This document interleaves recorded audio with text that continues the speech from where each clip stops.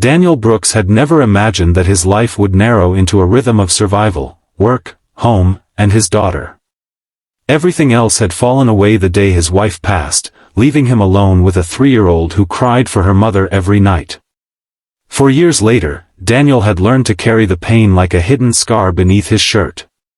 He was a single dad now, strong when he needed to be, soft when it mattered, and exhausted every single second of the day. His 7-year-old daughter, Emma, was the brightest part of his dim world. She was sweet, gentle, and always clutching the same little teddy bear her mother had given her.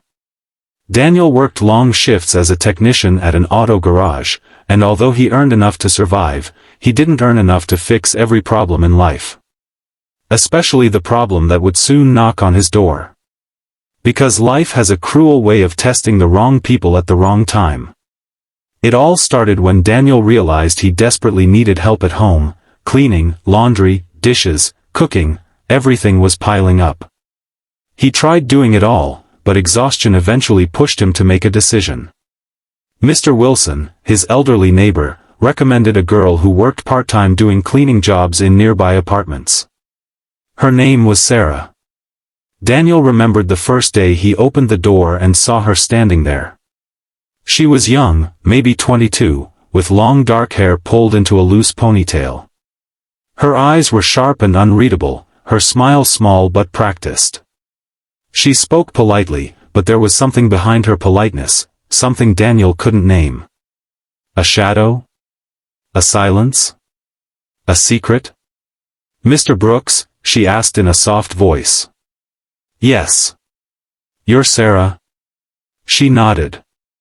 "I can work 5 days a week. Afternoon or evening. Whatever you prefer."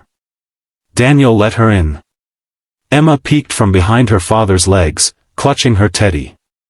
Sera bent down gently. "Hi there. I'm Sera." Emma hid again, shy but curious. Daniel didn't think much of it. He hired her, they needed help, and she needed the job. But from the very first week, subtle signs began. Sera observed everything. The house. The pictures. Emma's school schedule. Daniel's work hours. Even the little cracks in Daniel's life. She noticed what food they ate. What bills lay unopened on the table. What time Daniel left home. How tired he always looked. She asked quiet questions. "How long have you been alone? Do you ever get time for yourself? Does your job pay enough? Do you trust people easily?" Every question was wrapped in a soft voice, but something about it unsettled Daniel. Still, he brushed his instincts aside. She worked well. She cleaned perfectly. She was respectful around Emma. That was enough, or so he thought. As time passed, she got comfortable, too comfortable. She started arriving early. Staying late. Touching things that didn't need touching. Standing too close while talking. Smiling in ways that didn't feel innocent. One night, Daniel returned from work and walked into the kitchen to find Sera sitting at his table, drinking tea from his cup like she lived there. "Oh, hey," she said casually, not even startled. "I finished early today." Daniel frowned. "You shouldn't be here when I'm not home." She tilted her head.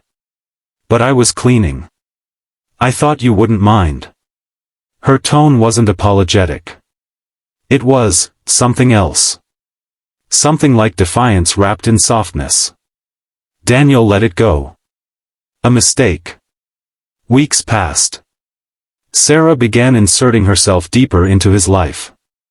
"Emma shouldn't eat this much sugar. This sweater is too old, throw it away. How about I start cooking dinner? You should rest more. Let me handle things." Daniel started noticing missing things, small things, a shirt, a razor, his cologne. He assumed he misplaced them. He didn't realize she was collecting pieces of his life. One day, when Daniel returned home earlier than usual, he found Sera in his bedroom, his private drawer open, his personal papers scattered. "What are you doing?" he demanded. She didn't panic. She didn't even move quickly. She simply turned around and smiled. "I was organizing." Daniel's voice hardened. "Stay out of my room." Her smile didn't fade. "Of course, Mr. Brooks." But her eyes told a different story. A dangerous one. That night, things began to break. 3 days later, Sera's behavior changed sharply. She became colder, distant, watching Daniel like a hunter measuring prey. She wasn't shy anymore. She wasn't polite anymore. Then it happened. The moment everything shattered. Daniel came home to find Emma sitting silently on the couch, hugging her teddy tightly. Sera sat next to her, phone in hand, legs crossed calmly. Emma looked scared. Daniel's heart tightened. "Emma? Sweetie? Why are you sitting like that?" Sera answered instead. "We were talking. She told me many interesting things." Daniel stared at her. "What things?" "Oh," she smirked. "Like how you cry at night when she sleeps. How you skip meals because you're saving money for her school. How the landlord warned you about being late on rent again." Daniel froze. Emma's small eyes filled with fear. "Daddy. I didn't mean to," she asked a lot. Daniel kneeled. "It's okay, baby. It's not your fault." But Sera stood up slowly. "I know everything about you now, Daniel." She took out her phone. "And I have everything recorded." Daniel's blood ran cold. "Recorded, what?" She stepped closer, smiling. "Everything. You. Your daughter. Your home. Your life. I've been taking videos for weeks." Daniel's heart slammed in his chest. "Why?" Sera's voice turned icy. "Because I want you." Daniel stepped back. "What the hell are you talking about?" "I want you," she repeated calmly. "And you won't refuse me." Daniel couldn't believe what he was hearing. "Sera, this is insane." "Yes," she said, smiling wider, "but you don't have a choice." She showed her phone screen. Videos. Daniel cooking. Daniel sleeping on the couch. Emma playing alone. Daniel shirtless after a shower. Daniel hugging Emma goodnight. All taken secretly. All violating. All dangerous in the wrong context. "If I send these to Child Protection Services," Sera whispered, "they will take Emma away." A single father, living with a girl who isn't related to him, videos of him shirtless, a messy home, emotional stress. Daniel's breath caught. "Sera, please, don't do this." "I will," she said firmly, "unless you agree to what I want." Daniel's voice trembled. "What do you want?" She leaned close to his ear. "You." The room spun. "And if you refuse," she added softly, "your daughter becomes mine." Daniel felt like the floor collapsed beneath him. In that moment, he understood everything. She had targeted him. Studied him. Collected evidence. Manipulated Emma. Watched his weakness. And waited. Waited for him to be trapped. Sera stepped back and smiled sweetly, like nothing evil had happened. "Think carefully, Daniel. I'll come tomorrow for your answer." She walked away. Opened the door. Paused. "Oh, and don't try to block me. I already backed up everything. If I disappear, the files get sent automatically." Smart, right? She winked. Then she left. Daniel collapsed onto the couch, feeling his whole world crumble. Emma crawled into his arms, crying. "Daddy, I'm scared." Daniel hugged her tightly, tears falling silently. "It's okay," he whispered, voice breaking. "Daddy's here. I'll fix this. I promise. But in his heart, he didn't know how. He had never felt so helpless. So cornered. So hunted. He knew one thing. Tomorrow, Sera would return. And tomorrow would decide everything. Daniel didn't sleep that night. Every time he closed his eyes, Sera's smirk appeared. Every time he breathed, he imagined her sending the videos, calling the authorities, destroying the little life he had painstakingly built with Emma.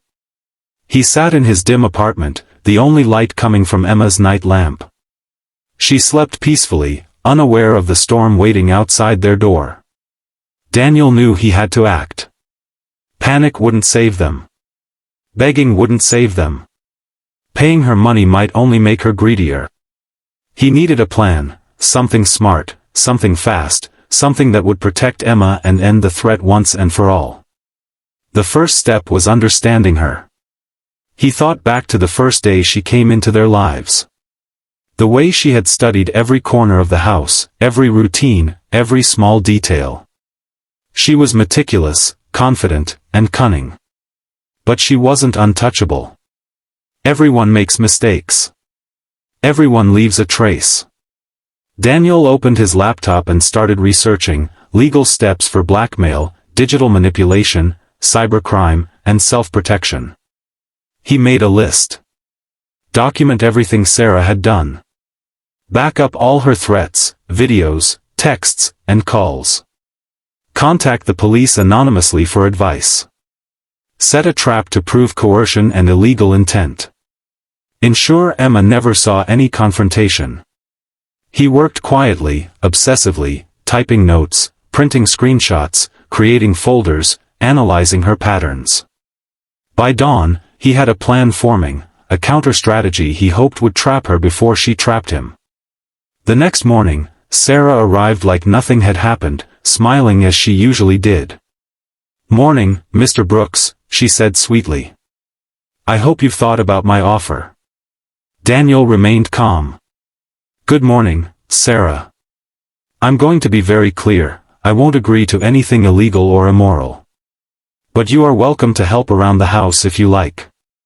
Sera's smile faltered slightly. She noticed the calm, almost cold precision in his voice, a new Daniel she hadn't seen before. He wasn't panicked.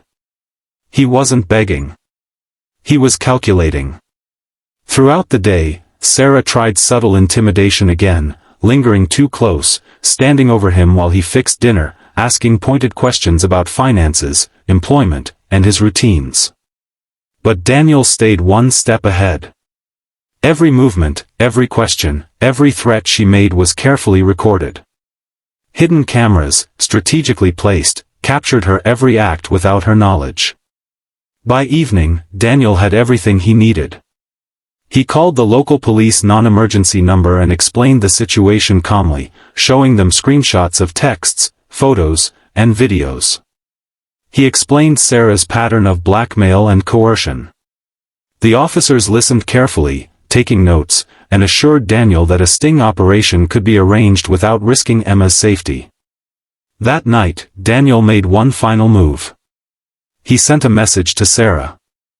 "I've made copies of everything you've done. If you attempt to harm us or threaten me again, authorities will be notified immediately. You have until tomorrow morning to leave permanently, or you face criminal charges." He didn't expect her to take it seriously. She had underestimated him for weeks.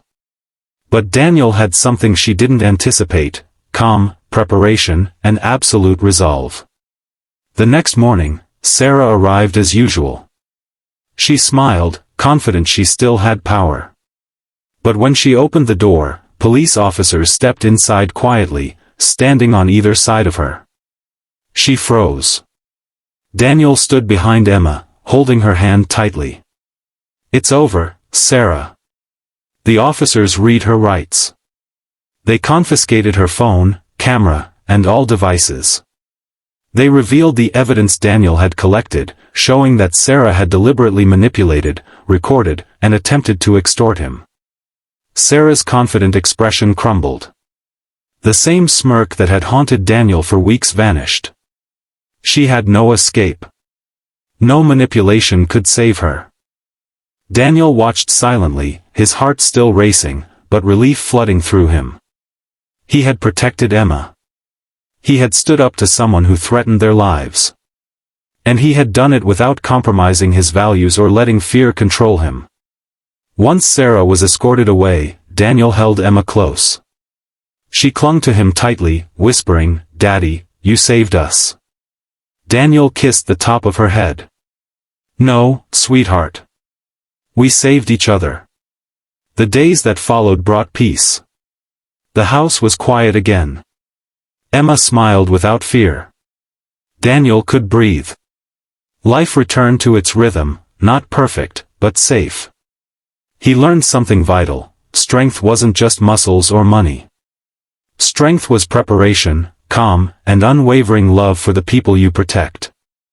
News of the incident never spread beyond what was necessary.